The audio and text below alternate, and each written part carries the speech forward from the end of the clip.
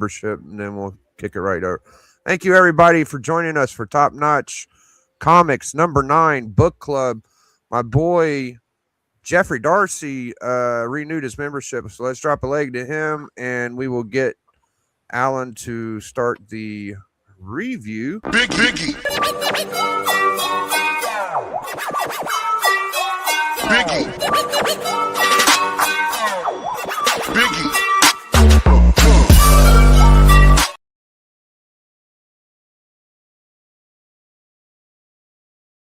I'm muted. Okay. All right. So let me see. Do this, do that. But Alan wants to. You want to just share the screen first, or you let me know when you're ready to share it. One sec. Where did I put the comic? One sec here. Without you. Yo, thank you to everybody that popped in tonight. We got GT Key, Jeffrey Darcy, Jeff Jack, the Immortal Biggie Chic. And that's it for now. Thank you, everybody watching.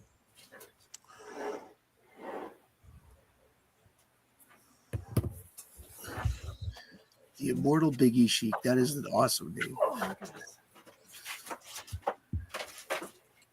All right. Wait, I don't know where I put the comic. I'm like, I'm going to show it, and then I have no comic to show. One sec here. This doesn't make sense. All right. Well, we'll hang out. Wait for a minute. Wait. I found it. I'm like, okay. Sorry for my disorganization, guys.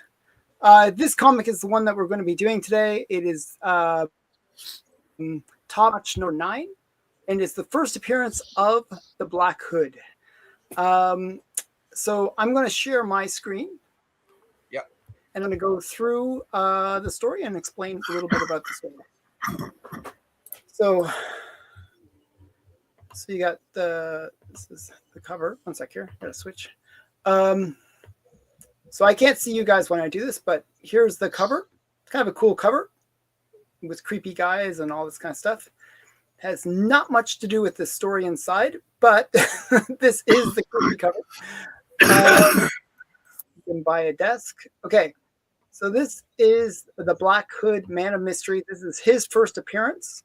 You have three main characters. There's actually a fourth character that's also kind of key, but you got the Skull, you got the Hermit, and you got the Black Hood. Now, this is his first appearance, and it's also his origin story. So originally, he is a cop named Kip. He's Officer Kip, and he's keeping the neighborhood clean, and everybody's sort of happy that he is, keeping the neighborhood clean. The kids idolize him. He's a great guy. Okay. However, one day he is doing his, tour of the city, keeping it safe, when he sees a weird figure with a skull, either mask or face, and he's breaking into the Woodrow mansion, and he's like, "Hey, what are you doing there?" and basically, the Skull, which is the guy with the green face, he goes, "How dare you interfere with me, the Skull? You got to introduce yourself with your alias name, right?" And the Skull punches him out, knocks him out, and not only does he knock him out, but he puts a bit of the jewelry that he stole into the officer's hand and basically frames him for the burglary he just committed. So the Skull then whistles for the police to come. They see Kip on the ground with some jewelry in his hand, and basically they think that he was the one that robbed the mansion. He goes to court. Nobody believes him. They strip him of all his, police stuff, and he basically, has to wait on bail. As he's on bail, he's like, "Okay, I got to prove my innocence. How am I going to prove my innocence? Well, I got to find the guy that actually committed the crime." And he's like, kind of going through the town to find where is the Skull. And he manages to find the Skull is doing a warehouse robbery. And basically, When he gets there, the skull again. The skull defeats him twice. He gets beaten twice by the skull. This time he shoots at the skull, but the skull doesn't get hurt by the bullets. And the skull's men knock him out, and they drag him out. And not only this is like the 40s, guys. So in the 40s, people are brutal, totally brutal. They don't care that he's a cop. They basically drag him out, and they put him into a ditch, shoot him a whole bunch of times, leave him to bleed out in the ditch. Okay, that's the kind of people we're dealing with here.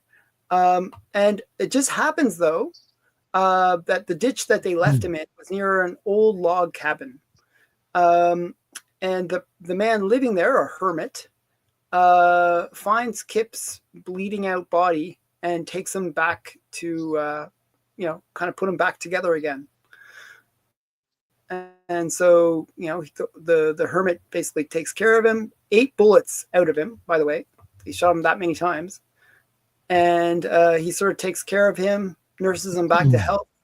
And they share stories about the skull, that both of them hate the skull. Both have their histories with the skull. And both the hermit knew him long time ago. And he devoted his life to learning how to defeat the skull. Okay. And so Kip is like, hey, I'm still young. I can do your job. I can, you have the knowledge. I have the ability, the physical ability. Help me to learn how to defeat the skull. And I will learn whatever you need to teach me. And he says, but you got to use it to fight crime. And he's like, yeah, totally. I'm totally game for that. So he learns how to chop wood, punch a bag, do some science stuff. So, like typical, this is what's called a montage of the golden age. This one panel. It has to be an 1980s song going upon over it. Like imagine that. He's like lifting logs, do whatever it is that they have to do back then. It's totally 80s song playing as this is happening. Okay. Let's go to the next page. And then after all of that, after many months, they say, the Black Hood is born. He's got a snazzy costume now. And he's ready to go fight the skull. And the skull has been doing a lot of nasty stuff while this is all gone. He's been killing people and doing a whole bunch of crimes. But he's now preparing for his bigger crime. He's basically there's a masquerade party that's going to happen, and all the town richest people will be there, and actually in the country. Okay, so it's like the richest women in the country are going to attend this. One sec here.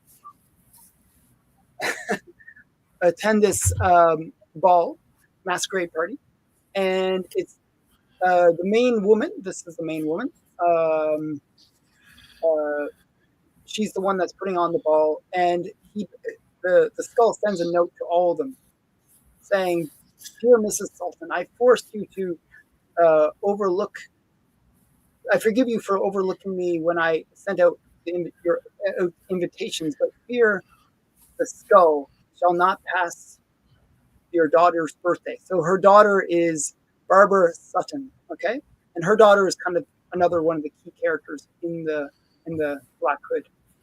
So it's her daughter's birthday, and she's like, Barbara, terrible, awful thing. The skull is gonna like ruin the party. Basically, he's a party pooper, but he wants everybody to go to the party, so everybody gets an invitation, but they also get a warning. If they do not attend this party, they will be murdered. Okay, so all the richest guests will be murdered if they don't attend. So they're all like, okay, well, we guess we have to attend. And now Kip, or the Black Hood, he's the one that's like, hey, he discovers this whole thing going on, and he decides that he's going to impersonate one of these richest guests that's been invited. He's like, and he takes the invitation of a David Seaman, okay, and he basically ties up the guy and puts a gag in his mouth. He's like, "Don't worry, you'll be fine, but I'm going to go to the party instead of you." Okay, all right, and then we see this party that's going on, and this is Golden Age, so there's lots of dialogue. So just so you know, and you see, people are like saying hi to each other and blah blah blah, and this girl right here, this is Barbara, and she's in the future episodes of like the Black Hood. She's kind of the main girlfriend or the love interest for the Black Hood, just so you know. And she's actually kind of like engaged to the guy that he took over the guy's invitation for. And he's wearing the Black Hood costume as his costume for the masquerade party. But it's weird, she kind of likes him better as the Black Hood. So yeah, they always like a guy in costume. Okay, so during the party, okay, wait, did I skip? Yeah, I did skip. Okay, well, we'll skip. 1 sec here. I got to go back one page here. Okay, so during the party, everything is going well. And then all of a sudden, this woman, she's like, "Oh, something's happening. I'm being robbed. My pearls." Okay, and then all of a sudden she gets like something in her neck, and it's like a dart has been shot into her neck. She turns green, and then she looks like the skull. Like, so these people are, so one person dies, and then the Hood, he says, okay, he's got to figure out how did that happen, okay? And so he gets like, there's a guy taking pictures of the party, and he's like, "Hey, can you take some more pictures for me, and get on the balcony, take as many pictures as you can so that we can see what's going on here." And then as the party continues, Barbara and him get a little closer. And 1 sec here, I don't want to ruin it. And then another person gets shot in the neck and dies. It's like, had to let another person get killed, of course. So 2 people have now died. And the Black Hood, he's like, "I got to find out who did this." And so he looks at the photographs that the photographer was taking, and he discovers who had done these murders. And he's like, "Shall we dance, Mrs. Sutton?" To the big fat woman who's running the party. And he basically pushes her into this big vase. And "Why are you doing this to this poor woman with a cigarette holder?" Okay.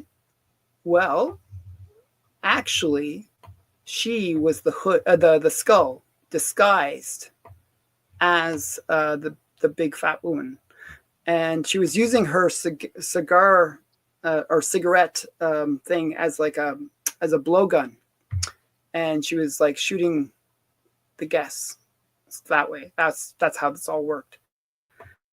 And so she's like, and then her daughter, she's like, "Oh, but where's my girl? Where's my mom?" kind of thing. But he's like, "She's fine. Don't worry about it. Your mom's fine. And I've solved the case." And but she's now in love with him, totally in love with him. Okay. And the police take the Black Hood, the skull away, and basically, yeah. She's like, "When will I see him again?" And so, whoops, let's see. Okay. And then he kind of visits her and he shows her the pictures of the Black Hood, not the Black Hood, but the skull, killing people with the cigarette thing. And then they have a big long conversation, and "When will I see you again?" kind of thing happens. And he goes back to the hermit, and that's kind of where he hangs out. That's where his new life is, with the hermit, and he fights crime on the side. and now the skull is locked up, and the main girl is kind of like makes thinking about him all the time. But don't worry, the very next episode, the skull will escape, and he'll do some more sinister stuff. Not the So- skull again. What? Not the skull again. Yeah. So the next issue will have the skull again. So that's it for the Black Hood. So it's a cool story, actually. I mean, considering how many, like, this is not that long. It's not that many pages, but a lot of stuff happens, right? There's, he's encountered the skull twice. He's gotten beaten by the skull twice. And then he goes through his, like, it's one panel, but he goes through his own montage of becoming the Black Hood. It's always a Pat Benatar song. Yeah. It's like some kind of do. Yeah, I don't know. I can't do it. You're the music guy, Matt. But he goes through a whole bunch of things. He gets framed. His life gets ruined if you think about it. He was framed. He was murdered, and then so basically he was a vigilante, and then they basically think he's dead now, and then he basically becomes this new person, which is the Black Hood. And his alias, his actual, he is now the Black Hood. He doesn't have anything to go back to. So it's a really interesting story for a very early character. This is like 1940 that this book came out. Yeah, I think it's a kind of a fun story. And also you get even in like all that happens, and then you even have another situation with the skull, a third time that he's encountered the skull, and it's actually a little bit of a murder mystery. How is the skull killing everybody at this masquerade party? It has kind of Joker vibes to it, that whole situation, I thought. And yeah, so a lot happens in very, that's one thing I like about the Golden Age. They can get a lot of stuff happening in very short amount of time, like very quickly. So I really enjoyed this story. Because of it, I actually ended up collecting all the Black Hood stuff now. That's been kind of a thing. And I think it's a really interesting dynamic that you have this character that has this girl that's kind of pining for him with Barbara Sutton, and you got this sort of bad guy that is a reoccurring bad guy. He fights other criminals too, by the way, but the skull is kind of like his main rival, kind of like the Joker. Very similar. Like, I feel like there's a lot of similarities between the skull and the Joker. The fact that he uses the poison darts and stuff, that kind of feels very Joker-esque. Yeah, so for me, the cover, I thought the cover is really cool. It has nothing to do with the story inside. I know that's like a sore point for D, but I like the cover. It's kind of interesting. I'll show it again. I'm gonna, if it was one of the stories inside, I would give it a higher score, but I'll give it a 3.5. I think it's a cool cover. Maybe not one of the best covers of the Golden Age, but it is a cool cover. I like the fact that his name is, like, even though the comic is actually Top Notch Comics, they gave him, first billing kind of thing, and he's a Mandarin. So I think that's kind of cool. So I give the cover a 3.5, and the interior art, it's pedestrian. It's not like some of the books that we read, like for like the 90s or more modern books, will have really great panels, like really, really great art. This art is much more utilitarian. It kind of serves the purpose. It shows what's happening. It's not about, wow, this is amazing art. Okay, so I'm going to give the interior art a 3. It's very functional, but not maybe the most extravagant art. I actually do like the design of the skull. I think it's kind of cool that he's this green guy with and one of the things that they don't do in some of these comics is when they have Man of Mystery you don't really know what their powers are. You know he's strong, he's a good detective, but you don't really know what the character's powers are, and you don't really know what the villain's powers are either. And they do that on purpose. They kind of hold back a little bit of the story, so that you're, what's going to happen? Where is this going to go? What can he do? But we know that the Skull can do these weird things with poison. He has immunity to bullets. He can fight. So we know that the Skull is actually a pretty tough dude. But we don't know all of his power set yet. So I think it's an interesting story. So for me, I actually really like the story. I'm going to give the story a 4. And overall, I'm actually going to give it a 4 as well, because I really did enjoy this book, and it really inspired me to to collect the Black Hood and get really right into it. I am going to pick. So that's my overall scores. We'll go with D. D, you can be next. It's me. I'm D. So Alan kind of spoiled how I felt about the cover. The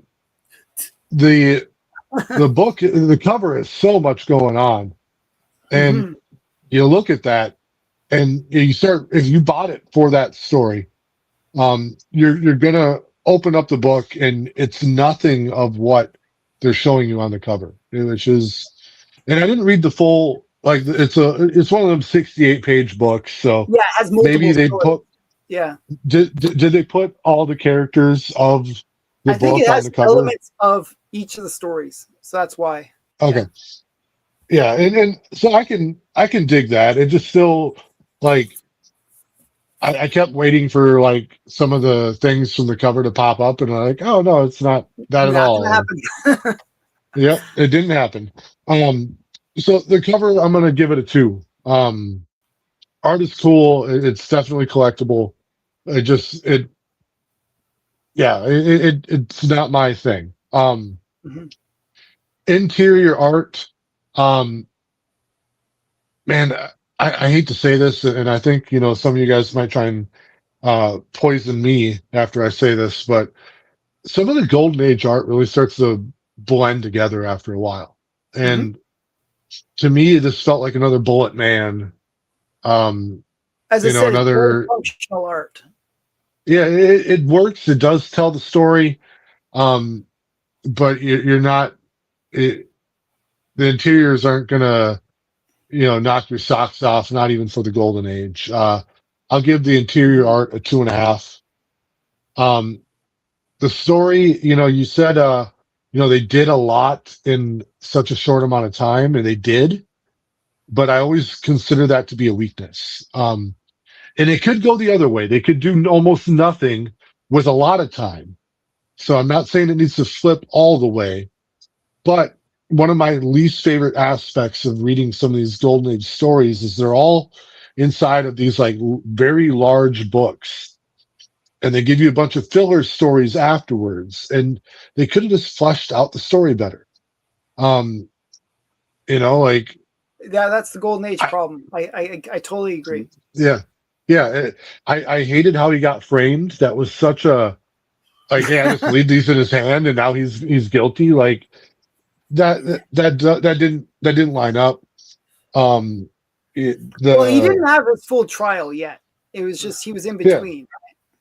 Yeah, but it just you could tell his life was falling apart, and like that was just such a quick way to have it all get flushed down the tube. Like, I'd like to see that be a little more intricate on how they set him up.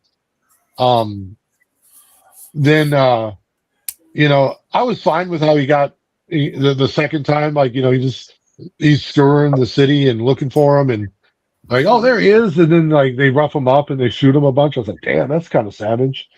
Then he became the Black Hood, which was I like that he didn't get, like, he wasn't bitten by a spider or anything. He just no superpowers. Yeah, he really got knocked down a couple times by this criminal, and now he wants to get back at him.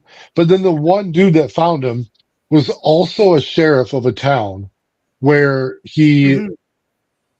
where the skull made the law turn against him. Like, of all the places that they could have dumped his body, it had to have been in To the front one of guy the one guy that, and maybe he's done it to like dozens and dozens of people. So it was really kind of hard not to dump him in front of a house of someone that the skull screwed over. But that I get that I was know, hard to believe. big coincidence. Big coincidence. Yeah. Yeah. And then the ball scene, like that was weird. Like, like the setup of, hey, I'm sending out these invites, and then he sends out warning letters to everyone that I'm going to be there and I'm going to get you. Like, it's like they couldn't find a way to make the Black Hood. Oh, we lost Dee's voice there. Guys, I might have to wrap this up. I'm going to do my scores real quick. The story I thought was the 2. Overall, I'll give it a 2.5. I'll jump back in a minute. Okay. Hello. Yep, we hear you. Just pick who you want next, Dan. All right. I think he picks Matt.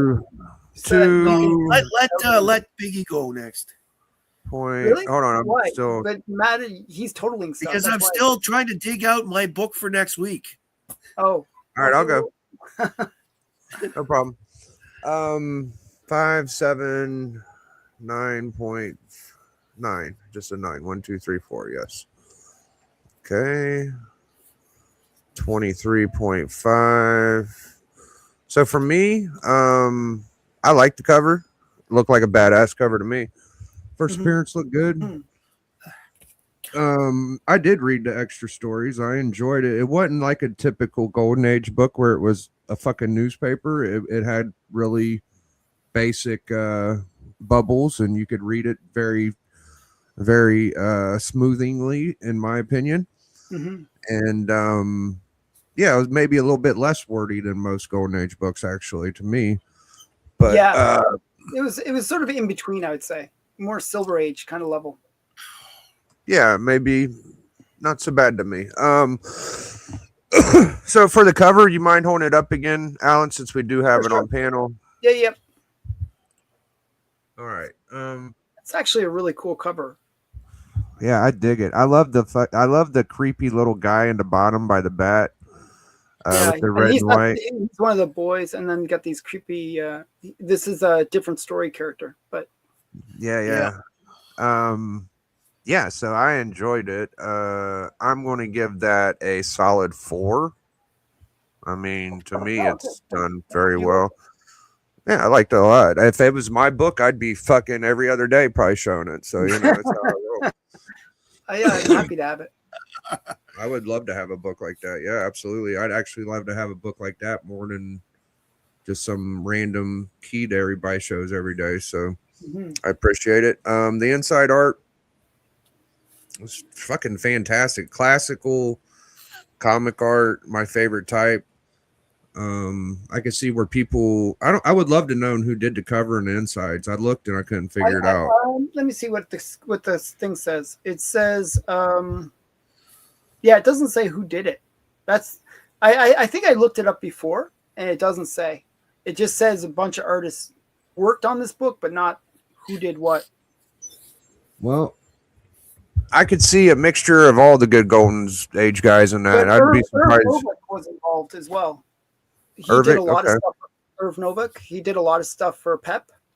He's kind of known for He Pep. also did a lot of stuff at DC in the 50s and 60s. Yeah. I'm going to give the inside art a 3.5. Now, the story, it wasn't the typical chemical or radioactive crap from Silver Age stuff. Even Batman got Joker with some chemicals and shit like that. But it was a little dumbed down, pun intended, because the cover is done by Ed Ash, actually. Okay, I might have to look into some of his other covers because that's interesting. He looks And good to me. Al Kami did the interior for the story. I Yeah, don't know. who's the, I'm what not is the familiar with either of those names, so what's the comic company? Quality? it's Quality Comics. Oh no, Quality. MLJ. Oh, MLJ. It's Okay, like it's an Archie comic. okay, very very common MLJ. Cool. All right, yeah, that's we'll have to keep note of that. Ash, maybe he'll pop up Yeah, I later. mean this is before Archie came out, right? So this is kind of like, MLJ was producing all the cool superheroes like the Shield and I don't know, the Web and all those characters. Hangman, yeah. All right, Al Cavi also did a Airboy. He was the first Airboy artist. well there you really go. cool. There you go. That's That's a big cool. big fucking deal. Yeah. Yeah. So I dig him, man. I like Ash, whoever he is. I'm down with you, brother. So the story, like, didn't he get shot in the head? Didn't this guy have brain damage? No brain damage. Just shot. Why do you have bandages on his damn head during the healing factor? Maybe he got shot in the head, but he got shot 8 times, so he got pretty much shot everywhere. I think he got They a did- little brain damage. They showed him getting hit in the head with a flapjack when he was shooting at the skull. Okay. Yeah, So they knocked him over the head when. So I feel like Yeah. some of his powers came from brain damage. I'm just going to put that out there. I don't think so. That's my theory. The Hermit had medical training. He was fine. The hermit had bandages on his head. He was doing them things, fixing them and shit. So I'm going with brain damage and good old fashioned cabin outside working, cutting logs and doing push-ups and jumping jacks shit or whatever. So that's why I'm going with the guy that superpowers, which ain't much of a thing to have superpowers. He just exercised or whatever. And Well, you learned science too, which is interesting. oh, okay. You also think about it, it's like physiotherapy because of all the work he's doing too with all those shots.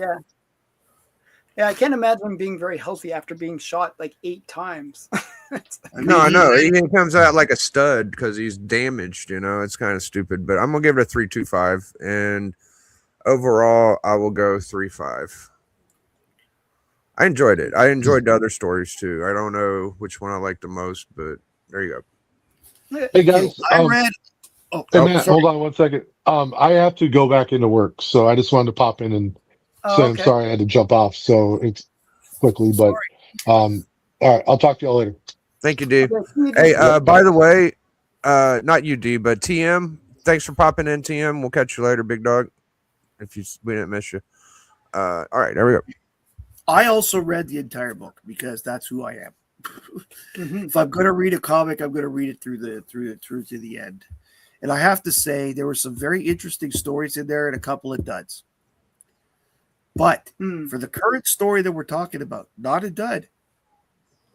What makes me laugh the most is 1940s Justice and Detective Method. Brutal. Oh, he has jewels. Never mind that he could have, accidentally reached for the criminal and ended up with a head full of jewels instead while trying to stop the guy and getting hit.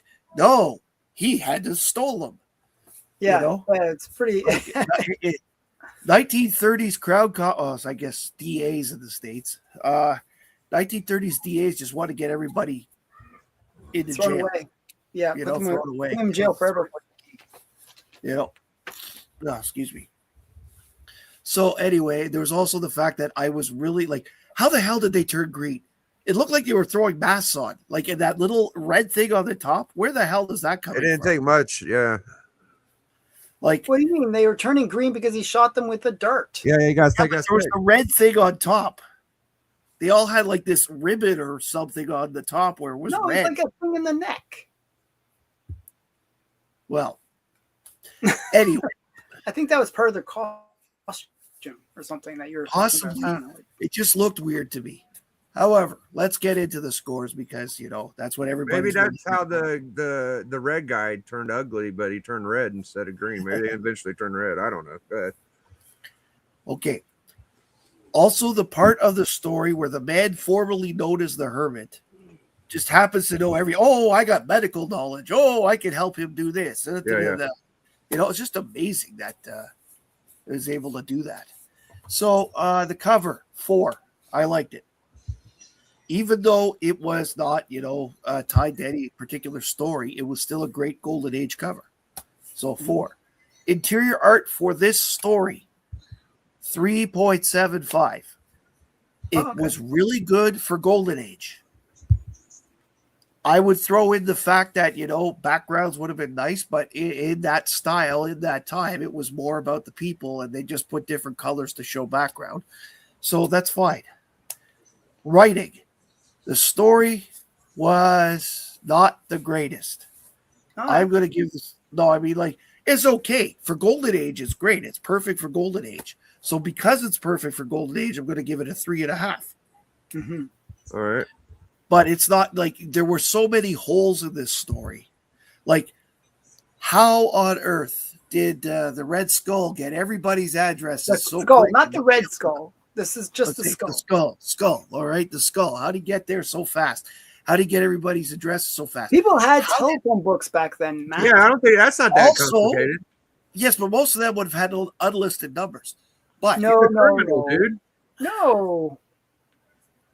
The next thing that I will say is, how the hell did he know that she was okay? How the hell did he know that he didn't kill her? I didn't know that part, but you got a point there. I was like wondering that too. It's like, okay, it's she like, must be fine. She's fine. How do you know? Oh, I read his mind.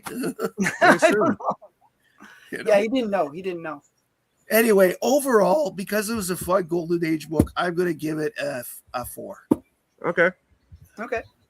Yeah, those are good scores from that AMV, and D wasn't too heavy on it, so I think this is going to do well. I think it would be harder on this one. 15.25. No, he's pretty good to it, I think. All right, so 37, 47, this 52. Is one of those books that I'd love to see rewritten in the modern era and do a full, like, just as D said, do it about it. I think it could be a full. We're at 53, Matt. 53 even? Yep. Sort of mid-range book. That puts it at 66.25, which is mid-range. Yeah, I would have thought so. I mean, it's a good book, though. Slightly on the bottom, but okay, so top notch. 953 for 4, 66.25%.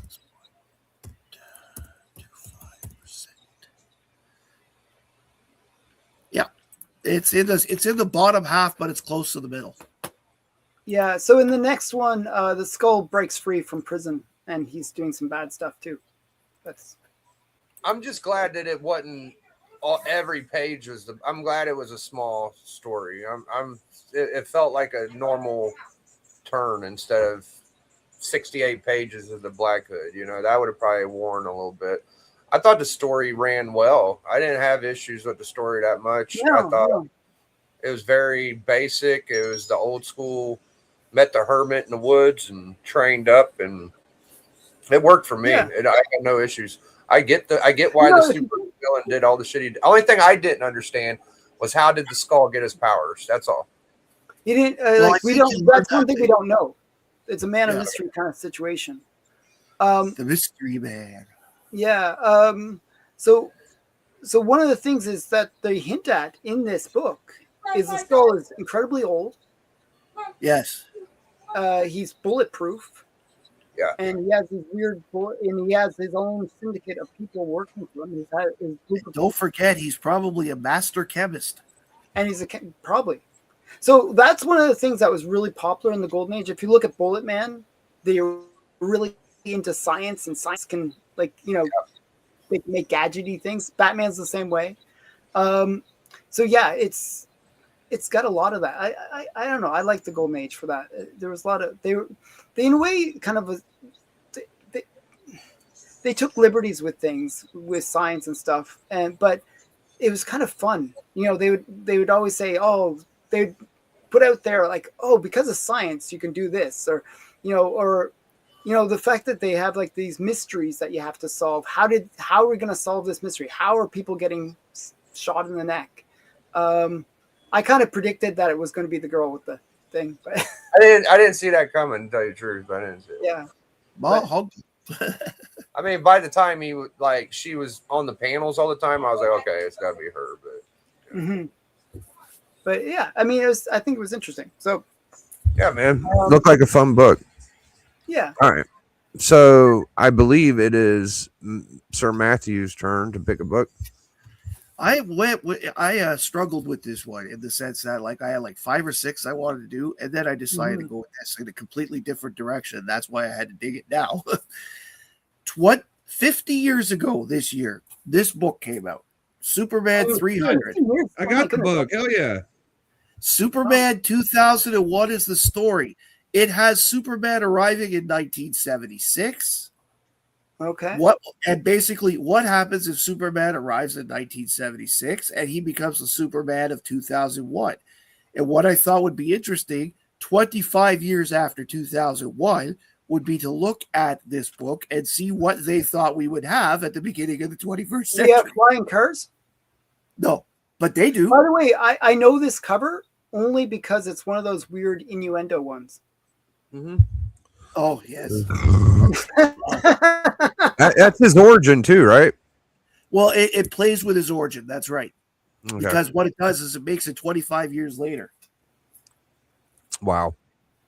So, Wow, anyways, wow. that's the book I'm picking, Superman 300 from Well, 1970.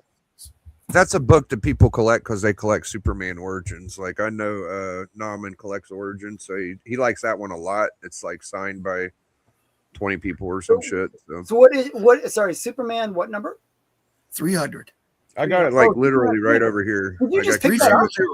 What? Did you just pick that up? No, I've had it for a long time. Oh yeah. That's why I was digging for it, because it was actually filed. Because I know you were looking for Adventure 300. I was wondering if it was. Yeah. Yes, but Adventure 300, I only bought 2024. So, Mhm. but So that's this a big one I issue. bought. Though. That's cool. Yep. It's actually pretty cheap. You can get this for about $5. Oh, not bad at all. I'll look for Yeah. a copy of that if I don't have it already. I don't think I have it. Nice big anniversary issue, so it's a nice easy one. But it's cool because I like the 25 years, and now it's 50 years. That's why I thought. Yeah, of it yeah. today. I like ones. When I was a kid, I always liked stories that kind of looked into the future and what they kind of predicted. And I especially liked ones that were done like where it was in the past and now I'm in that future point. Like Back to the Future was like that. But there was a lot of ones like if you watch the I think it was from the 60s, the time machine. That's a real I love that movie. And they kind of show a little bit about what the future is going to be like. And I like that, that we're going to get killed by the nuclear bombs and, Yeah. So I'm a big futurist. I like seeing the future. Well, I like seeing what people think is the future. Yeah, that's what I mean. Exactly. That's what I mean. Yeah, Like another one that I really liked was Metropolis. That's a really old movie. And they have like, the flying car, well, isn't the Metropolis robot what they based Bender on? Like I should say the the remote robot by Schomburg that they based Bender on. I thought they were very similar looking. I don't really think so. Do you think I so? know that they used the Metropolis robot as a guideline for the Queen album, The News of the World. Yeah, I see that. Yeah. The Metropolis what looks like very feminine, right? It's not. It doesn't. Yeah, look it like may the be. I may be wrong. Starlight. But I mean, like I thought that. Like, I mean, I thought there was like. Okay, Yep. everybody has this book but me. I don't know. I think I have it. I got to check now. Now I feel. Yeah, the Schomburg startling robot is definitely they were. Oh yeah, no, I confirmed that. I was the one that actually confirmed that on my. Yeah, I desk. know Bender. That infected Bender. I mean that. Yeah, How but the fuck what- did you confirm it? Yeah. Like they did it, and that was just it. So I would say whoever did it made that work, right? Like, Mhm. all right, hold on, I'll get a picture of it. We'll let everybody see. Yeah, this is absolutely Wesley Dodds? Bender. Who's Wesley Dodds? Why is that name really familiar? The Sandman. Sandman. Thank you. I'm terrible with the characters real Secret name. identities. Yeah. Not their secret identities. Their actual identities. Like that's their actual identity, right? Yeah. I always think of it's sort of like what I do with people with their handles.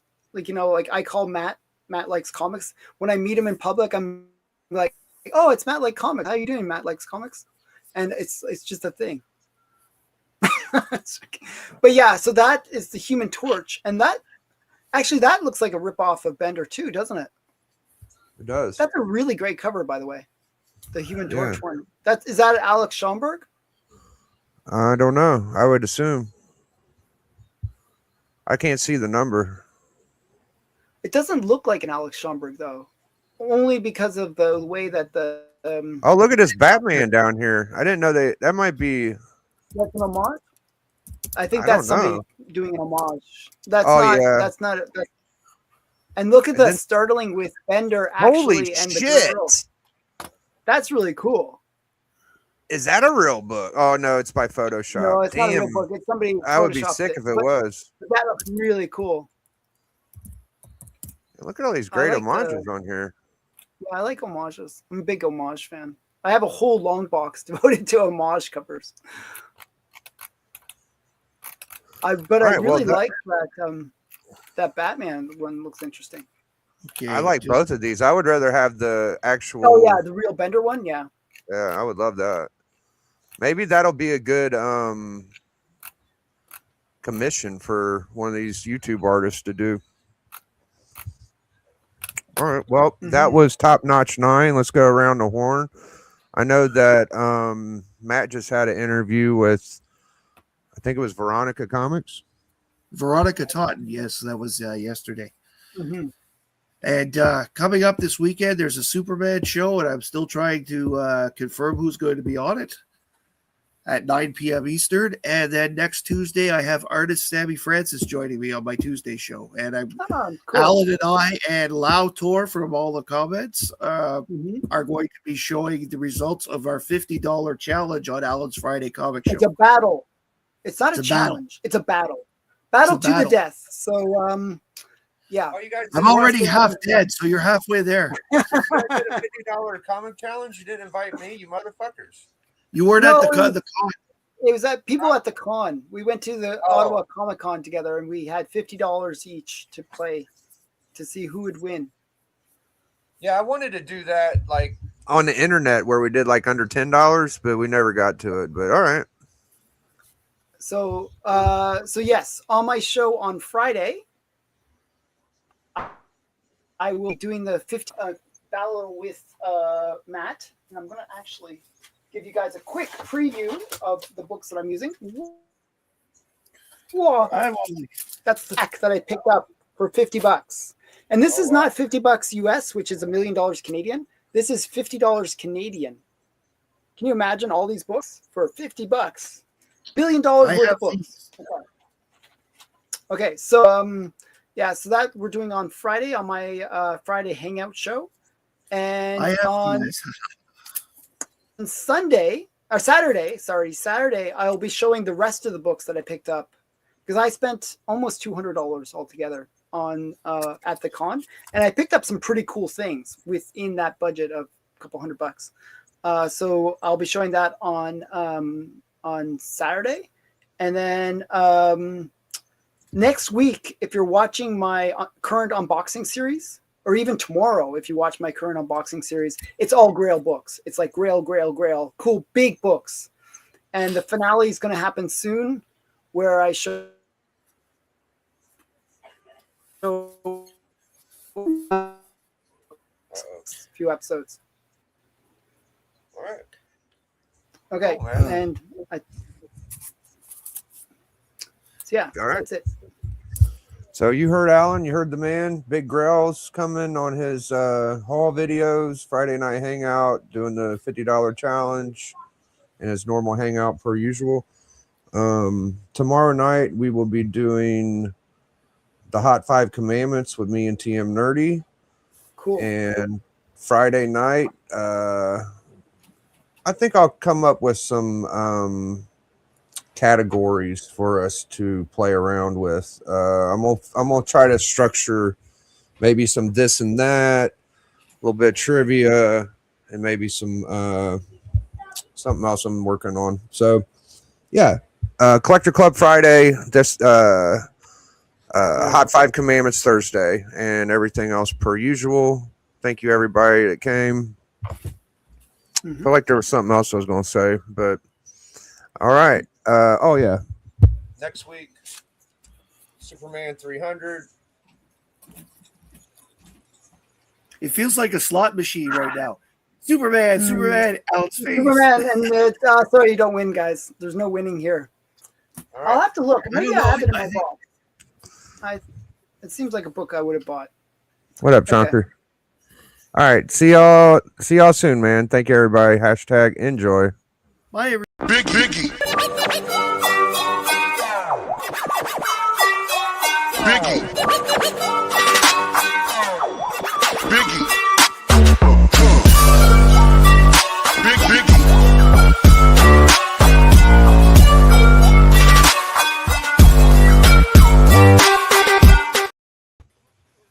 All right, we're done.